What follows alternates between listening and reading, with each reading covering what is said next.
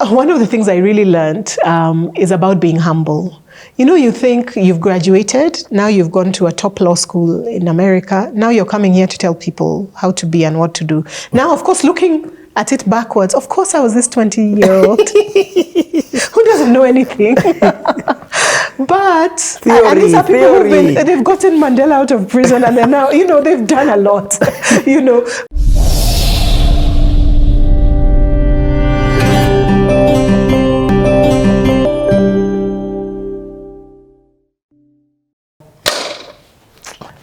I'm not even going to waste time doing a long intro. I'm just going to say the story continues. Loving this one. So now I'm admitted to Cornell Law School. Yeah. It's in upstate New York. Remember I told you we were in Oregon, which is next to California. You've seen those images of California? Yes. Sun. Nice. Yeah, so Oregon was not as sunny, but it was very mild. Rainy sometimes, heavy forest, but never really cold. New York, that means you're East Coast. East Coast now, and we're now in upstate New York, which is near kind of the Niagara Falls area, that border. So real snow. Wow. Real. It used to be that you would wake up in the morning and you open your door and you can't because the snow has come up to this. Wow. So it's famous for that. And that place, Ithaca, New York specifically, is known for really being cold. I mean, there's other colder parts in upstate, but this is about a 4-hour drive from New York City. So you go north. Yeah, so it was very challenging. I mean, it's a wonderful law school, but for me, and I love the law. I loved year one of law school, learning about contracts. I flourished in constitutional law. Again, every place there's people, I do well, but I loved contracts, I loved criminal law, I loved tort, and I loved being in a place of brilliant minds and learning a lot. Okay. But in terms of school, are you studying law open, like you've not specialized? Is it you're doing business law? I'm hearing you say criminal everything. law. Oh, so the way that it works there, and it's most law schools actually in the common law tradition, is that it's a 3-year program. In year one, they give you a broad foundation across law, and there's some classical things you must do. You must do contract law, you must do criminal law, torts, the law of torts, and also what else was there? Torts. What's that? It's in civil liability. It's when you hurt somebody and then you're compensated for it. Oh. Yeah, as opposed to criminal where it's the state against, that's it. And then contracts, you know what that is. Yes. And then constitutional law was about the US Constitution and the way the Constitution has been tested over time, how people interpret things. For example, the Bill of Rights, what are the limits on freedom of expression? How far, it doesn't mean you just do anything anytime. How have the limits come and how were they created through case law? Nice. So fascinating. You're loving fascinating. It, huh? Oh, it was really wonderful. Debates with people, conversations. Yes, exactly. It's really. So actually, that's a big one. The learning culture is also, it's making you thrive. Exactly. And it's making me find my intellectual, because what they teach you in law schools deliberately is they teach you how to think. Logic. How do you get an issue and how do you design? Firstly, you have to define your terms. So for example, when you said earlier, is Kenya ahead? And I said, well, ahead in what, right? So that's called about defining terms, right? So that's the first thing they teach you, to speak with precision. You lawyered me. Yeah. So you define your terms, you define the issue, then you use evidence that's towards the issue before you come to a conclusion. So it teaches you to think very, very logically and to make arguments that are based on that. It's even in defense, you learn to deal with different scenarios, how to weigh different injuries. So all of this makes you a very good thinker across life. And the other thing it really teaches you is writing. So writing in argument, advocacy. So all of that I really, really enjoyed. The environment culturally was not like it was in Oregon. I didn't fit in as well. I still enjoyed it, but race was much more potent there in the more negative way. So the experience at Cornell was not like it had been at Oregon, although Oregon was, as we said, it wasn't as diverse, but it was more simple, and it was also a public university, so there were people from all walks of life. Moving to moving to Cornell in upstate New York, the weather itself was a challenge for me because I was used to much more mild weather, and the skies were very dark. So many people there do struggle with that. But in addition to that, it was a more elite university, and I found that race was more potent. I was also there at the time when Clinton was elected, coming from a Republican administration. Exactly. So it was also a very political time. So it wasn't as enjoyable for me. And in fact, it reached a point where while I enjoyed the content, the environment and the culture wasn't as enjoyable for me. And I remember making sure that every summer I was outside the campus.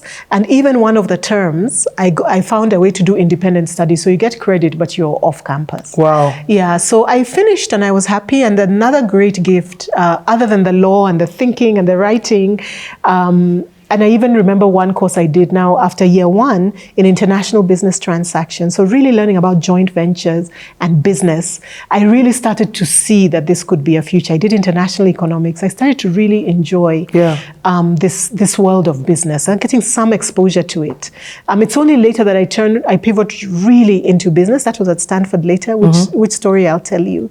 But I ended up also finding my first grade friend was there. This Winnie ended up being at Cornell. Okay. And then another Kenyan, very good friend of mine called Jerry, and we ended up being a trio. Yeah. And there was quite a community there that we built. So that was also a very big gift from Cornell that I really, really cherish. Okay. Yeah, but I did try to get off campus as much as I could to move to warmer climes, if you like. Yeah. You know, I've known people to leave universities on the basis of weather. I mean, right now here in Kenya, I can talk about going to anywhere and we say it's hot, it's cold. Their weather, and I really like that you've talked about the weather, the covering of the sun and the cloud, the darkness that it almost brings, not even grayness, the gloominess that it gloomy. No, in that university, it actually it got a bit of a reputation as a suicide university. There was some gorgeous, it was beautiful, but there were some places where students would just give up. And I thought that for me, coming from a place like this, with everything we have, it was just very demoralizing, right? And so it was better to find a space that was more vibrant. Yeah. Yeah. What made you not quit? No, we don't quit. What made you not give up? What kept you going? Let me ask that. What made you finish? Because I loved the content was wonderful. I just wish if I could have lifted the university. No, the content was wonderful. The friends were great. There were just one or two things, and I would say it was the weather, and also a little bit of this kind of elitist vibe that existed. I do remember one guy saying to me, he was a Korean, and he said, we're here to network. Some of these classmates of ours are going to be, US congressmen in the future. So, they're going to be somebody. He said, well, you might end up being in the UN or something. You might be worth getting to know. But what? Yes, they used to say such things. So again, not everybody, but there was a bit of a sense of when they look at you, this person might not advance my career. And there's some very ambitious people who were around there. So race, I would say, was more potent at Cornell. In a way, it wasn't ever before in my life. I think the other dynamic might be, and this I think a lot of Africans who go abroad relate to, you can end up in a situation where you show up and you're coming with your African confidence, right? Like you've grown up always knowing you can be anything. And then you show up there and it doesn't sink in for a while. Even if people say things, you brush it off because it doesn't sink in. Maybe I had been there long enough that I actually did hear these comments and understand how they were meant. But this time it was just different in this next school. Yeah. Okay. Yeah. So when do you finish? What year do you finish this next school? So I finished in 95. Okay. Wow. Yeah. And in this time you don't come back home, huh? I went to South Africa. So I started to work. So I went to South Africa for the first summer, where I worked for the Black Lawyers Association. What? Yes. In this time, I'm going to skip a bit. Let's just make sure I have the right thing, because I went there when they were about to get independent. So maybe it was the second summer, actually. Whoa. Maybe it was the second summer. So I chose an internship to work with the Black Lawyers Association in Johannesburg. It was just before Mandela was when they were going to have when they were going to have their first election. Yeah. So he had been released, and now what we were trying to do was to get ready for the first democratic election. So I said, I'm going to look. I looked online. I found this Black Lawyers Association. I called them up and I said, look, I can come for a summer and work for you. Could you do with a pair of free hands? And they said, come on over. Do we have to pay you? No. Oh, okay, come. Okay, wait. Stop there. Yeah. Rewind. In New York, are you, remember Oregon, all these 3 jobs that you had? Yes. How are you making ends meet in New York? Yeah, in New York, I had a heavier scholarship. And I did have work. So I would, the scholarship was quite deep for the tuition. Okay. But what I would have to do is get a job to support my living. So I was always working. In fact, now I've taken, I didn't even mention it. Yeah, take it for granted that I always have 3 jobs. Yes. But I'm trying to understand now. You remember the level of jobs here, is that the same kind here? Or are you now bashing, are you doing some waitress? What are you doing for money? I remember one job was, what was the other job? I'm trying to remember if there was a waitressing job or anything in the cafeteria. I know I have worked all those, but I'm trying to think at which time. Because there were that many. Yeah, if there were that many. This one, I do remember one job where there was a... Koigu Amwere was imprisoned at that time for fighting, for pro-democracy. And I remember a friend of his, based in New York, actually gave me a role to try and raise awareness on campus about Koigu Amwere and tell the Kenyan story. So that was one job. So that's one of the ones I remember. Yeah. But yeah, I was always working. So you need... research assistant. That's what it used to be. We would do a lot of research assistance for professors. So I did research for professors most of the time, and that would make you a work-study student. So there was a system that allowed you to accumulate that experience while cutting off, raising some money for you as well. That was very helpful. So, okay, good. Because now you don't have the accommodation, and upstate New York, I'm sure rent isn't. It's a bit more expensive. Yes, so they would put you in the university housing. Okay. And so it would be part of the full tuition, and so now you would have to pay just for the sleep and the food. Okay, but by the time you're deciding to go to South Africa as an intern and getting no money. Yeah, so that's when my parents had to step back in. That's when I do recall them supporting that process. Yes. Because there was airfare, and then I had to live. So we found a family that allowed me to pay just a small amount to help them with their living expenses in a colored neighborhood called Bosmont. Yeah. So I lived with them, and then I would take the bus. Very simple, but that's how I was able to pull it off. But that really helped my career and my mindset. What Cape Town, Joburg? It was in Joburg. For context, when she says colored is a race of South Africans. There's the blacks, the Xhosas, the blacks actually. Yeah. There's the coloreds and there's the whites. Yes. So colored is a race. Yeah, so this neighborhood where I happened to, but at that time, to be clear, unlike in the US, the way the dynamic is that the colored people, the Indians, were all considered black, and they were all part of fighting for liberation. Oh, yes. At the same day. Whereas in the US, blacks are exactly. Unity, so we're together. Yeah, so the Black Lawyers Association, the person who was leading it at the time, who hired me, if you look at him, he looked Indian. Yeah, and a lot of the people there were either colored or black or Indian, and they were all seeing themselves as not white, which was new for me. Yeah? There was a new dynamic. So what is this in you that made you decide, I'm going to South Africa? Like... I don't know. Like what? Yeah. Okay, how is that? And that's just before their elections, their first elections, the first democratic elections where the blacks could vote. Yeah, so personally, I really enjoyed it. I learned a lot. My assignments there was something about women's law, women's rights in the Constitution. I also worked with a company to go and visit political prisoners in prison and help document their cases, so more like a judicial justice kind of role. And then I remember a third assignment, that those were the main things I had come to do for that summer, for the 3 months.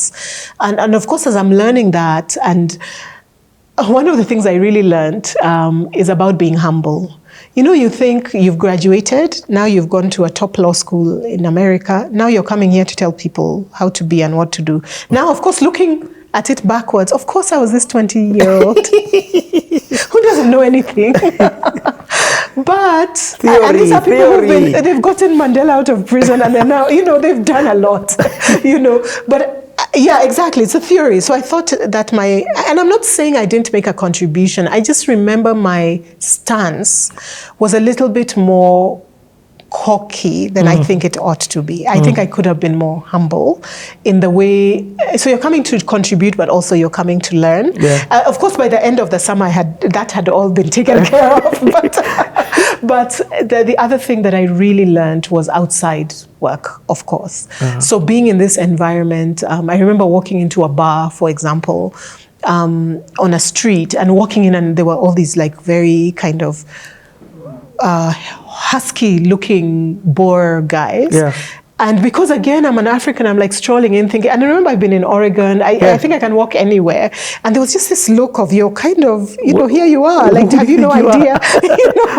The other thing that sadly was very much a dynamic at the time was black-on-black violence. So it was, as these elections were coming, there were many people who didn't believe that they would come to pass. Yeah. So black-on-black violence really increased. I remember in the neighborhood where I was, it was very violent, not just political violence, but even domestic violence. There was a lot of that I saw.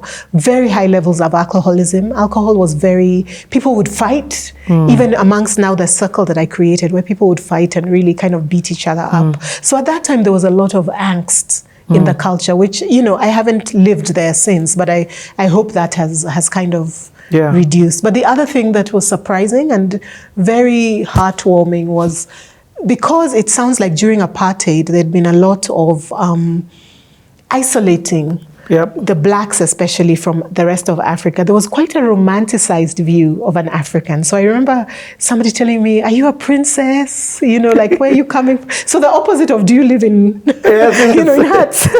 Who might you be as you show up here? So all of that, it was this process of getting to know each other and really creating friendships from a position of, we might be from the same continent, but between the education and the distance, we don't know each other. Let's start from zero, and let me get to know who you are and what's going on. How long were you in South Africa? Just for 3 months for the summer. So I'm sure you came home after that. Yes, well, after that now I continued. Well, I might have passed through home, for sure, and then gone back. I don't remember exactly, but I'm sure. Okay. Yeah. Then went back to my final year. What avocados do you eat? Because I'm just like, you've been here for a minute and you know so much and not looking. What avocados do you eat? Share! I'm like, you're talking about Mandela, guys. Yeah. Black don't crack. That's so funny. Okay, so you go back to the States. Yeah, I go back to the States, and I do think now that I recall it's probably for my final year. But what I've now arranged is, because remember, you have to accumulate credits to a certain point. Then after that, you can start doing things like independent study and the like. You can't do it right off the bat. Yeah. So first year, you must get that core education in. Then year 2 and 3, you can now start specializing or experimenting. So now after South Africa, I had arranged that the first semester after that of my last year, I would be in DC doing independent study. And now I've gone to work in DC for an organization. It's now called Africa Rights. I don't know if it still exists, but the idea was working on human rights in Africa. And DC at that time was super metropolitan, wasn't it? Yes, it so was. It still is. It's less of... It's a better melting pot than the different places. Yeah, and there I was able to now really save on living costs, because you still pay the tuition, but now I'm living in Baltimore and commuting every day. Because remember, I have all this family. Yes. So it's an hour every day, but at least it's better than trying to pay for your own house or something like that. Yeah. So I really, really learned at that time. But now I think my path is human rights. This changes later. Have you bought your first car? No. Still no. Still no cars. Okay. Yeah. Bado. Just checking on the paycheck. No cars yet. So it's not it's a careful balance. Money. Yes, exactly. And then once in a while you do have to call home, but you really, by the time you do that, it's when... Last option. Yeah, last option. Yeah. Okay. Nuclear option. So now but you sound focused. Like even as you were explaining the story, I'm just like, wow, you sound focused, but you also sound like the experimenting is pushing you to, like, going to South Africa has brought this different perspective of now this is where I think I want yes. to go. Okay, go on with that. Yeah, so then graduation, 1995, my parents come. Wow. My auntie comes as well. My brother comes. Just a wonderful, wonderful time. And I've graduated from Cornell Law with a degree, a JD. And so now it's to think about what's next. Yeah.